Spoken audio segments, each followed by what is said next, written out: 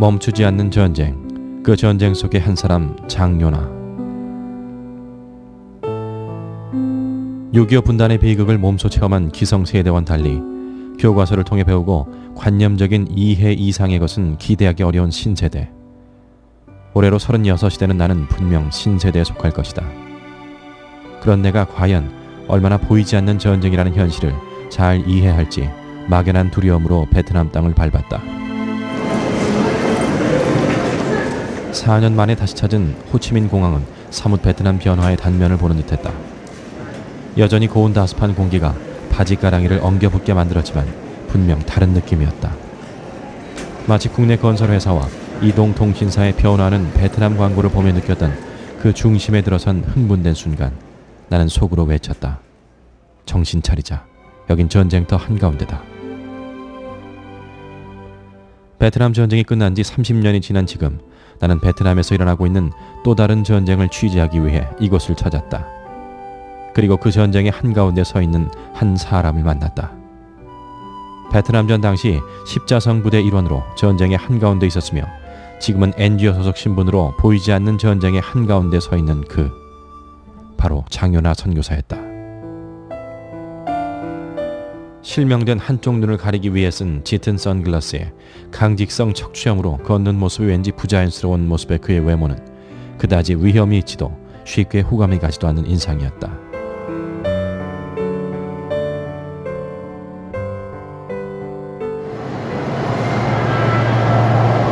예정 시간보다 조금 일찍 도착한 나는 누군가 나와 있겠지 하는 막연한 생각으로 공항 로비를 빠져나왔다. 하지만 눈에 익은 글자는 하나도 없었고 곳곳에서 여행사의 피켓만 정신사납게 요동치고 있었다. 출국 전 다행히 휴대전화 국제 로밍 서비스를 신청한 탓에 별 긴장 없이 자연스레 휴대전화를 꺼내들고 한국에서 걸었던 번호로 다시 전화를 걸었지만 전화는 생각만큼 쉽사리 걸리지 않았다. 현지에서 전화를 걸 때는 국내에서 거는 방법과는 조금 다르다는 사실을 미처 몰랐던 것이다. 전화가 걸리지 않자 갑자기 등줄기에서 식은땀이 흘러내렸다. 마치 고교 시절 소풍 때 갑작스런 배탈로 화장실에 갔다 와보니 일행이 모두 다음 목적지로 이동했을 때 느꼈던 그 막막한 홀로감이었다. 그리고 사회주의 공산국가란 사실이 더욱 나를 긴장하게 만들었다. 잠시의 긴장 후 만난 장선교사 일행의 차량은 바로 환자를 태우고 다니는 앰뷸런스였다. 그때까지만 해도 난 장요나 선교사가 국제사랑의 병원 원장이란 사실조차 모르고 있었다. 단지 국제미아가 되지 않아도 된다는 안도감과 옷이 척척 달라붙는 상쾌하지 못한 공기로부터 탈출해 시원한 에어컨 바람을 맞을 수 있다는 사실에만 감사하고 있었다. 공항에서 그가 묵고 있는 센터로 가는 길은 그리 멀지 않았지만 그 짧은 시간에도 장 선교사는 능숙한 솜씨로 마치 관광 가이드의 모습을 연상시킬 정도로 베트남의 전반적인 부분을 일목요연하게 나에게 설명했다. 나중에 한 사실이지만 베트남의 승합차는 일명 미크로라 불리는 무선 마이크 시스템을 갖춘 차량이 많았다. 장 선교사는 취재 기간 중 내가 묵을 호텔로 가기 전 취재 일정을 상의하자며 일단 센터로 나를 안내했다. 4년 전에도 느꼈지만 베트남에서 운전한다는 것은 거의 고개 수준에 가깝다는 것을 새삼 느끼며 골목골목을 돌아 한 건물 앞에 내렸다. 큰 철문이 옆으로 스르르 열리고 안에서 다양한 연령의 사람들이 장 선교사와 나를 반겼다. 베트남 특유의 작고 까무잡잡한 모습의 남녀들. 문득 그 순간 나 같은 뜨내기 방문객이 얼마나 많이 이곳을 찾았을까. 그리고 저들은 그때마다 그 방문객을 위해 자신이 하던 일을 멈추고 나와서 일제히 아낌없는 환영의 웃음을 지어야 했겠지. 이런 엉뚱한 생각이 들었다. PD 특유의 의심이 채 가시지 않아서일까? 난 계속해서 그곳에 있는 동안 왠지 부자연스러운 느낌을 감출 수가 없었다. 얼마 전 베트남 경찰인 공안 13명이 들이닥쳐 이전에 있던 센터를 쑥대밭으로 만들어버려서 부득이 이곳 센터로 옮겨온 지 얼마 되지 않았다는 장 선교사의 얘기도 마치 자신의 무용담을 자랑하는 것처럼 들렸고 센터의 멤버들을 하나씩 불러 소개시킬 때도 마치 고아원 아이들을 다루는 듯한 느낌을 지울 수가 없었다. 나중에 한 사실이지만 각기 다른 목적을 가지고 센터에 들어온 이들을 사고 없이 하나로 묶을 수 있는 것은 바로 적당한 긴장감이 몸에 밴 조직화된 모습이었다.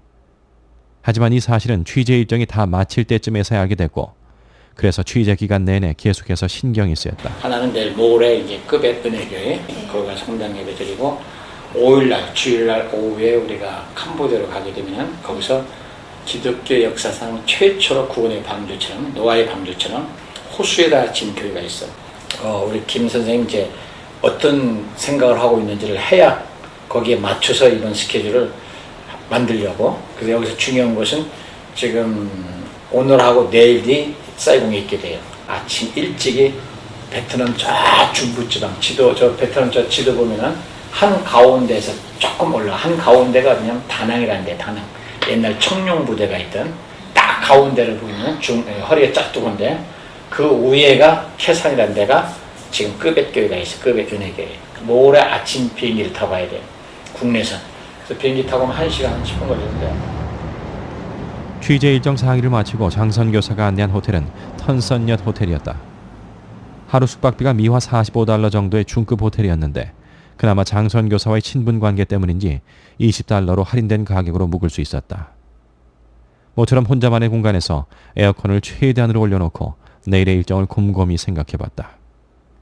베트남 현지를 가이드 없이 혼자 취재에 다닌다는 것은 법적으로도 불가능하기 때문에 하는 수 없이 장선 교사 일정에 맞춰야 했지만 그렇다고 일방적으로 끌려다니진 않으리라 내심 다짐하며 취재 구성물에 밑그림을 그려봤다. 인물 중심의 취재가 아닌 베트남의 어제와 오늘 그리고 이곳 현지에서 생활하고 있는 선교사들의 일상을 담아 그들의 애환을 청취자들에게 감동적으로 전해야지. 그렇게 나는 베트남에서의 첫날 밤을 맞았다.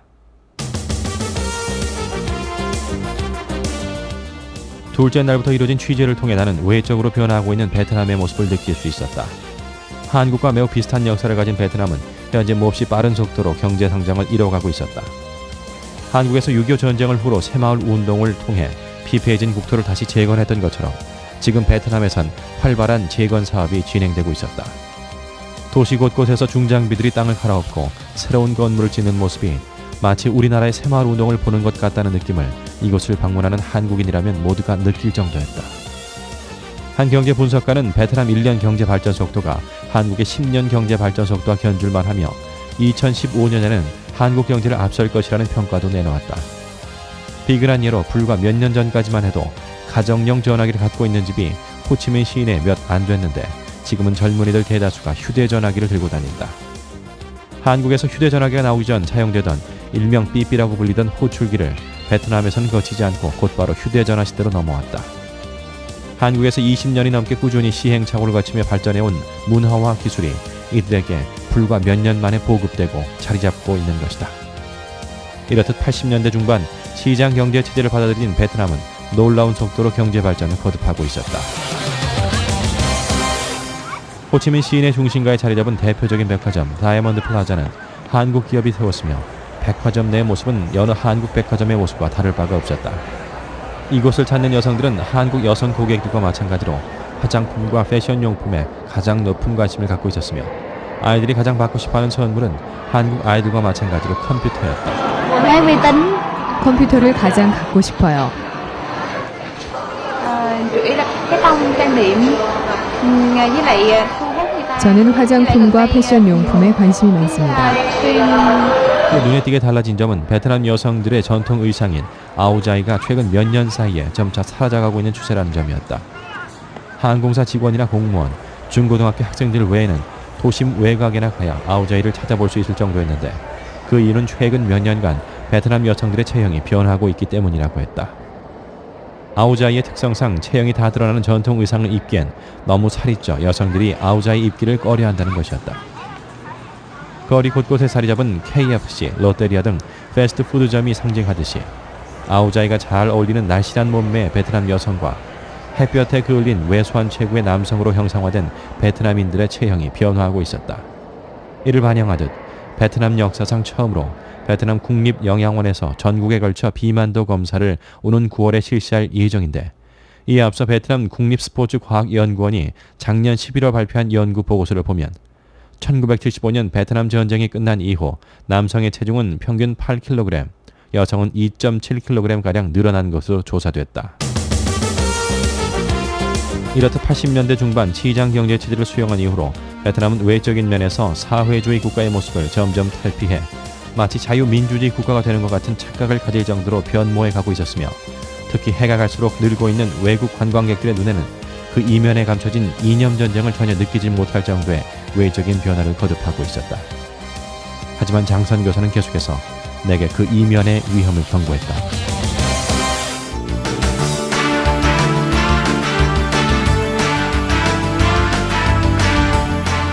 Hundreds of Christians killed Easter weekend in Vietnam. Estimated 400 Christians have been killed in a 베트남의 brutal 중앙 expression 고산 지역에서 of 열린 peaceful and 기독교 prayerful 신자들의 평화롭고 신앙적인 시위 중 무자비한 진압으로 인해 약 400여 명의 기독교 신자들이 목숨을 잃었습니다. 드가 지역 사람들로 이루어진 약 40만 명의 베트남 기독교 신자들이 몇몇 베트남 도시에서 4월 10일 집회를 가졌습니다. 이 집회는 자유로운 기독교 신앙을 인정하지 않는 베트남 정부에 대한 데모의 성격을 지닌 것이었습니다.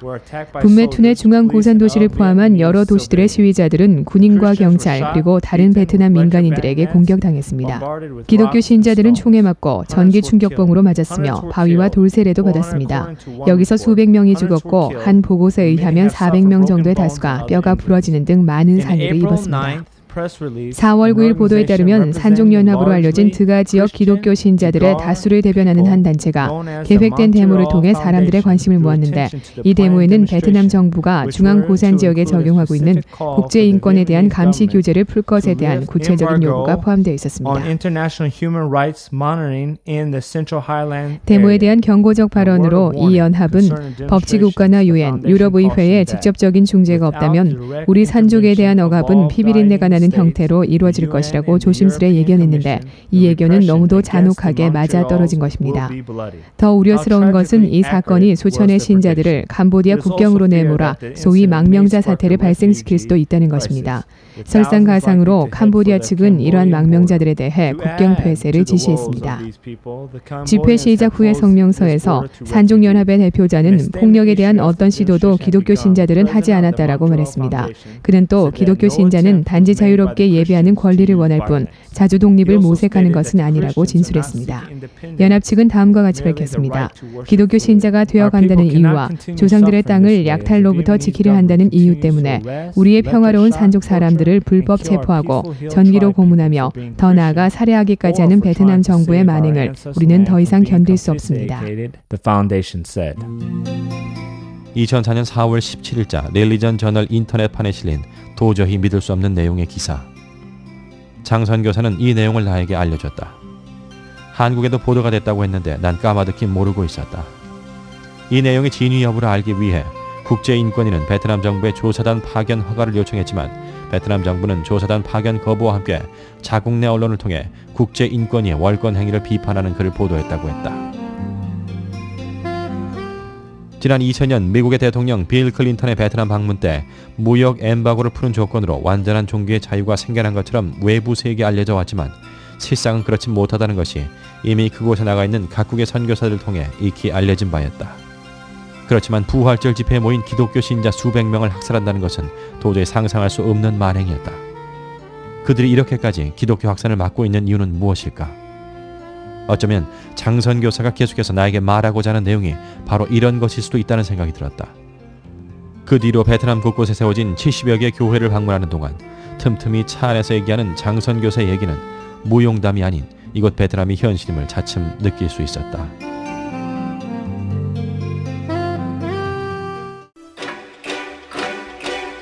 (1975년 4월 30일) 공산 세력에 의한 베트남의 통일이 이루어졌지만 남쪽 사이공, 현재 호치민 사람들은 좀처럼 북쪽 하노이 사람들과 물과 기름처럼 섞이지 않았다. 그런 사회 분위기를 바꾸기 위해 그들은 남쪽 사람들의 사상을 바꾸는 작업을 시작했고 이른바 시포 담당자를 비롯한 감시 체제의 가동과 관료를 비롯한 요직에는 모두 북쪽 인사를 기용해 남쪽 사이공의 사상을 송두리째 바꾸는 작업을 했다.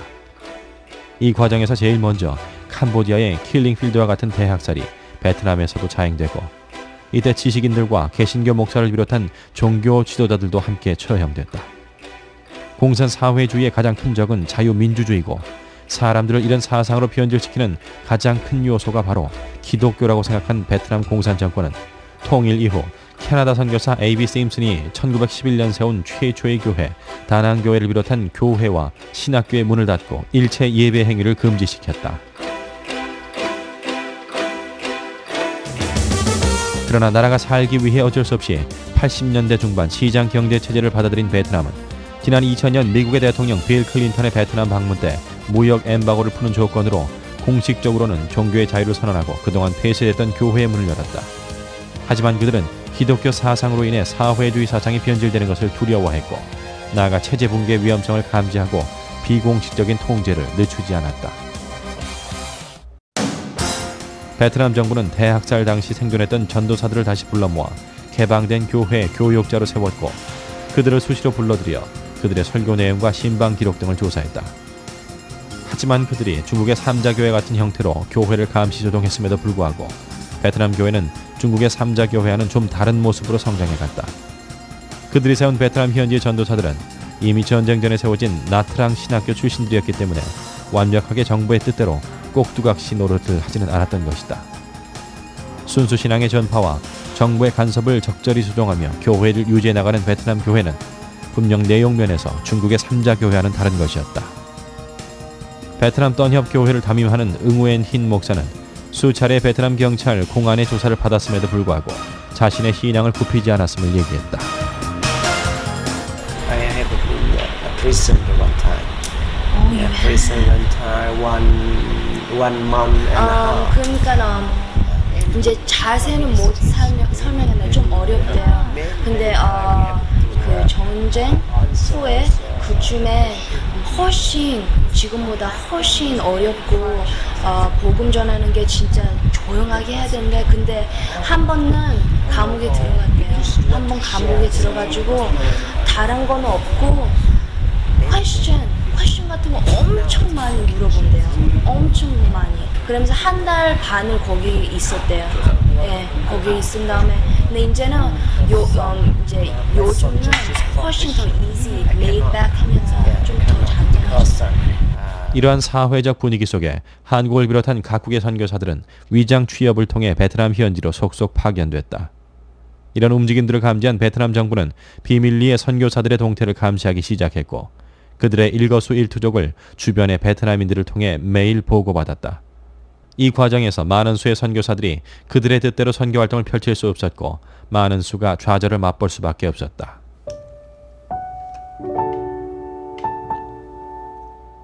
그런 가운데 베트남전 당시 십자성 부대 일원으로 베트남을 찾았던 장 선교사가 다시 베트남을 찾았던 것이다.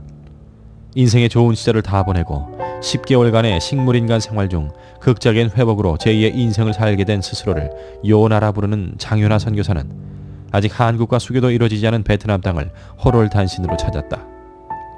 입국 첫날 거린에게 준 빵 한 조각으로 인해 그는 바로 공안에게 붙잡혀 철창 신세를 져야 했고 다시 한번 사상적 접촉을 시도할 시에는 생명을 보장받지 못할 거란 경고까지 받고 풀려났다.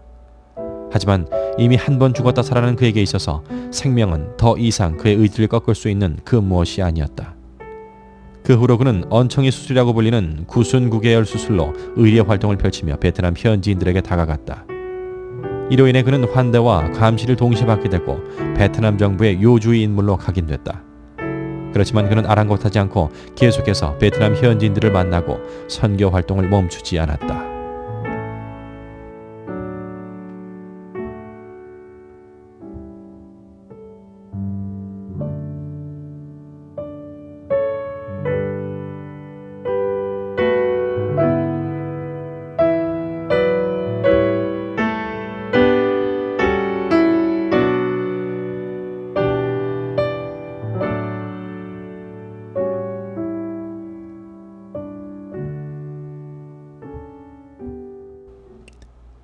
나중에 한 사실이지만 장선교사가 살고 있는 센터의 사무실에는 나무관이 하나 놓여 있었다. 얼핏 봐서는 그것이 관인지 알 수 없을 정도로 주위 가구에 어울려 눈에 띄지 않았다. 하지만 장선교사는 매일 저녁 그 관이에 누워서 강직성 척추염이라는 육체 고통과 베트남에 죽어가는 영혼을 향한 안타까움으로 신음했다. 취재 기간 내에 거의 잠을 자지 않는 듯했다. 그래 경찰에 와서 두 명이 이제 종교생에서 나온 사람이 내 방 다 두지는데 책상에 있는 사진을 내가 하는 저것 좀 보지 말게 해주셨더니 그냥 지나면서 못 보더라고. 그래서 내가 그날 잡혀가서 이틀을 또 잡혀가가지고 뒤져봤거든. 조사받고 조사를 받을 때 당신 우리 경찰서에서 부탁한 병원 안 세워주겠나 그러더라고. 세워주겠다. 그 약속이 이루어진 거야. 네. 내가 이틀 만에 나와가지고 그다음에 그때 이제 부성에 몸이 너무 아프니까 네. 좀 피해 있으려고 나간 것이 캄보디아로 갔는데 캄보디아 딱 도착해서 잠잘라 기도하는데 하나님께서 눈도 없고 연골도 없는 내 청아 이 음성을 밤에 들었어요. 눈이 하나 와 있어 실명했고 연골이 없잖아요. 이 뼈만 들마다 연골이 없어가지고 잘 안 움직여요. 그때 그 음성을 듣고 내가 밤새 울었어요. 그래가지고 지금 캄보디아에 그런 일들이 막 일어나는 거예요 지금. 그때 이제 좀 배도 짓고 땅도 지금 훈센 총리가 캄보디아 훈센 총리가 500헥타를 주었잖아요. 장 선교사의 이런 일사각오의 생활과 언행은 분명 주위 사람들에게 실컷 좋건 영향을 미치고 있었다. 이 땅에 피를 뿌릴 각오가 없다면 선교사가 아니야 라는 가감없고 직설적인 말로 인해 도전과 시기를 동시에 받고 있는 그는 덕분에 6번이나 옥고를 치러야 했다. 그 중에는 동료들로부터의 배신도 있었고 우리나라의 국정원 같은 기관인 바콤의 감시 속에 노출된 선교 활동의 결과도 있었다. 베트남에서의 선교 15년이라는 세월 동안 감옥에서 출소할 때마다 한 그루씩 심었다는 나무는 세월의 흐름을 느낄 만큼 제법 커 있었다.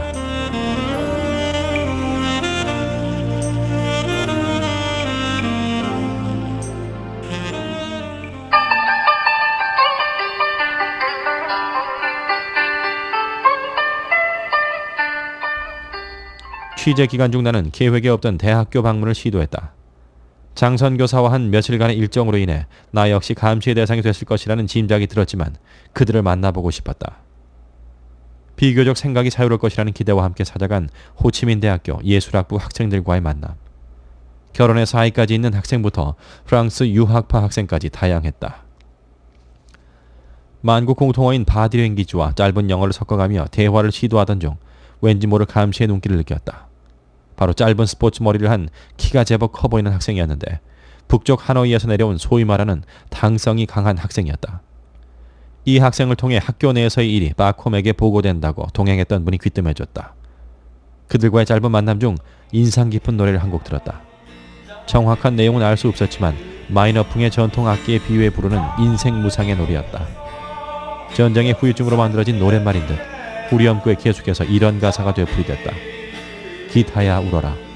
내일 또 무슨 일이 일어날지 모르지만 기타야 울어라. 오늘도 하루가 간다. 기타야 울어라.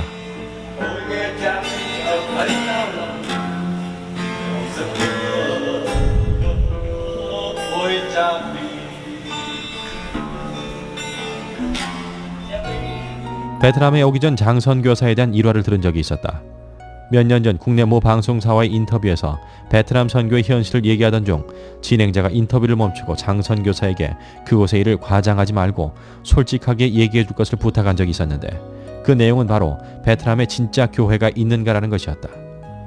당시만 해도 베트남에는 신앙생활이 힘들고 공식적인 교회는 하나도 없다는 것이 교계에 알려진 정설이었는데 장 선교사 입에서 나온 얘기는 벌써 20개가 넘는 교회를 자신의 손으로 개척했으며 그곳에서 현지인들이 예배를 드리고 있다는 황당한 얘기였다. 결국 그 인터뷰는 무산됐고 장 선교사는 자기 의만 드러내는 진실하지 못한 사람으로 인식이 돼버린 일이었다. 어느 누구도 탓할 수 없는 동전의 양면과도 같은 일화로 철저히 언론이 통제된 사회 속에서 선교사들끼리조차도 정보 공유가 되지 않는 안타까운 현실이 낳은 해프닝이었다. 현지에 직접 세워진 교회와 성도들을 본 나로서는 충분히 공감이 가는 내용이었지만 솔직히 나 역시 이곳에 오기 전에는 장 선교사에 대한 어느 정도 편견이 있었음을 감안할 때 그 인터뷰를 멈춘 진행자의 입장 또한 이해가 안 가는 것이 아니었다. 어쨌든 장 선교사의 직설적이고 분명한 성격 탓에 그를 깊이 알지 못하는 사람들로부터 여러 가지 오해를 받는 일이 종종 있었다고 했다. 공동체 생활하는 센터에 하루는 소아마비 장애를 가진 갯손이라는 산족 아이를 하나 데려왔는데 이 아이가 바로 장 선교사가 현지에 와서 낳은 아이라는 소문이었다. 거룩한 척하며 바른 소리만 하고 다니더니 뒤로는 똑같다며 그를 돕던 이들도 몇 년간 오해를 할 정도로 심각한 수준으로까지 발전했던 소문이었다. 이 소문은 나중에 장 선교사가 식물인간으로 10개월 동안 있을 때 이미 성기능을 상실했다는 당시 의사의 진술로 일단락됐지만 이와 유사한 장 선교사를 폄하하는 류의 소문이 많았다고 했다. 장선교사의 측근은 이런 오해들을 왜 적극적으로 해명하지 않느냐고 물었지만 그때마다 장선교사는 똑같은 대답을 했다고 한다. 그런 논쟁할 시간에 한 사람이라도 더 만나서 도움을 주는 것이 나의 소명이다라고. 취재 중에도 자주 이런 말을 내게 했다. 베트남에서 오늘 하루에만도 430명이 굶어 죽고 있습니다. 지금 우리가 앉아있을 때가 아니오. 듣는 사람을 참으로 부끄럽게 만드는 말이었다. 장선교사의 이런 내면을 지켜보면서 내가 갖고 있던 편견은 존경심으로 변해 있었다. 피폐해진 베트남 땅을 위해 눈물을 흘리며 기도할 때는 옆에서 같이 눈물을 흘렸고 어느새 그가 들고 다니는 작은 손가방은 내 손에 들려 있었다.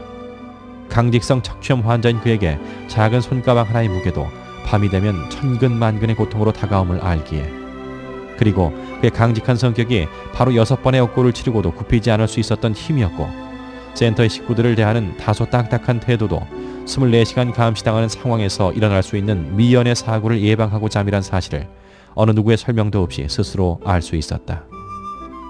마콤에게 취조당할 때도 오히려 당당하게 안경을 벗고서 내 눈을 똑바로 보시오. 나 같은 외눈박이에 잘 걷지도 못하는 환자가 당신 나라 사람들을 위해 노력하는데 무슨 잘못이 있다고 그러시오 하며 오히려 그들을 훈계하는 그는 분명 허세꾼도 거짓말쟁이도 아니었다. 그리고 70여 개가 넘는 교회를 세워감에 있어서 다른 어떤 이도 생각하지 못한 방법으로 일을 해나가는 것을 본 사람은 감히 그의 일에 왈가왈부할 수 없다. 현지인 사역을 하는 장선교사가 한인교포 사이에서 이름이 익숙할 리 만무였지만 10수년을 현지에서 식당 운영을 하고 있는 조병기 사장은 장선교사를 이렇게 말했다. 참 별의별 사람 많아요. 선교사 입장을 띄고 와갖고 별의별 장사하는 사람들도 많고 별의별 행동하는 사람들도 많고 또 별의별 그저 인과관계도 많고 몇 사람 안 돼요. 여기서 지금 이름께나 있고 올바르게 그 선교 활동을 정말 착실하게 한 사람, 같은 직위에서 높다고 가장해도 자기 얼굴 하나 내세우기 위해서 뭐 잘하는 척하지만 뒤에로 가면은 전부 다 남을 헐뜯고 남을 뭐 정말 자기랑 자기보다 잘 된 사람들을 시기하고 이런 사람들 그 점잖은 사람들인데도 선교사라는 입장을 띄고 와서 그렇게 행동을 하는 사람들이 있더라 이거죠. 예. 거기에 내가 예를 들어서 한 말씀 드리는 것은 나는 여태까지 여기 목사다 누구다 인정을 안 해요. 우리 장 목사님밖에 없어요. 그건 사실이에요. 너무나 큰일 많이 했습니다. 그의 선교 사역은 베트남 현지에서뿐만 아니라 국내에서도 이뤄지고 있었다. 한국에 나온 근로자들의 대다수가 북쪽 하노이 지방의 당성이 강한 사람들임을 감안해 오히려 한국에서 그들에게 다가가기가 쉬운 점을 간파하고 베트남 현지인 선교를 위한 효율적인 방법의 연장선에서 한국 내 베트남 사역을 시작한 것이다. 이 일을 돕고 있는 분당 남서울교회 최요한 목사의 말이다. 한국에 베트남 근로자들이 많이 들어와 있어요. 이들의 선교는 전혀 안 하고 있어요. 그래서 그걸 다시 생각을 하면서 우리가 베트남에 가서 열심히 하는 것도 중요하지만은 한국에 있는 베트남 근로자, 특별히 그 북쪽 하노이 지역에서 온 이 근로자들을 복음화시켰을 때에 이것이 더 많은 그 선교의 효과가 있지 않겠나, 거기에 착안을 해서 교회를 설립하게 된 겁니다. 이렇듯 쉴 새 없는 그의 열정은 이제 베트남을 넘어 캄보디아 지역까지 시경을 넓혀가고 있었다.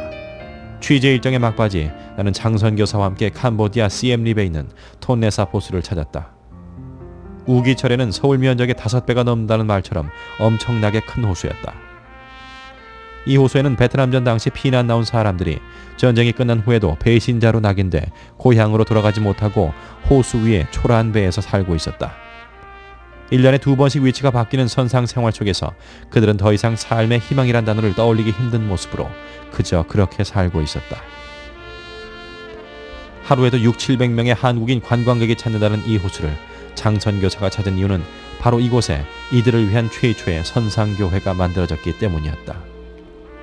20만 명 혹은 그 배가 될지도 모른다는 우리들의 관심 밖에 있는 사람들을 위한 최초의 선상교회. 그것은 돈으로 세워진 것이 아니었다. 한국 돈으로 200~300만 원이면 세울 수 있는 교회다. 하지만 아무도 그러려고 하지 않는 곳에 그는 묵묵히 그의 일을 하고 있었던 것이다.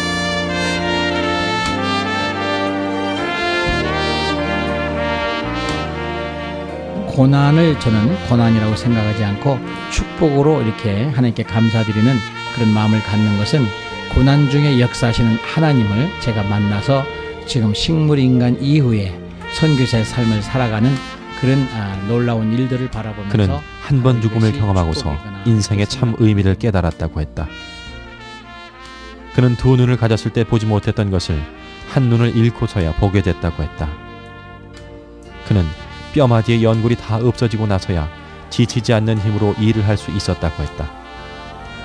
그는 6번의 옥고를 치렀지만 7번째 옥고를 차분히 준비하고 있었다. 그는 이 땅에 피를 뿌릴 생각을 하지 않는 사람은 선교사가 아니다라는 말을 하며 오늘도 생의 마지막을 준비하며 자신의 관위에 눕는다. 이제 육신이 붙어서 베트남, 라오스, 캄보디아, 미얀마에 다니기가 여러 가지로 힘들고 벅찹니다. 이제는 가장 좋은 방법은 여러분들의 기도에 힘입어서 저의 성령 충만한 그런 모습으로 그 땅에서 핍박을 받고 피가 쏟아지는 그런 역사가 빨리 돌아올 수 있기를 여러분들이 기도해 주신다면 저는 더없이 고맙게 그지없습니다.